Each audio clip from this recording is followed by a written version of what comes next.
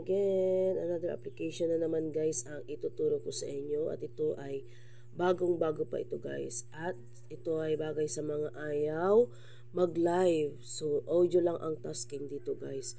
So ito guys ay dito lang, uupo ka lang sa party room ng inyong agency para umandar yung iyong oras. Ayan.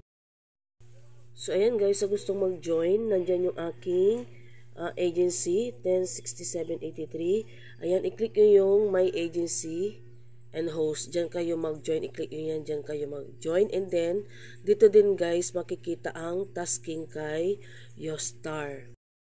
Depende sa'yo kung gusto mong mag-RC or hindi, pero kahit hindi ka mag-RC, meron kang tasking.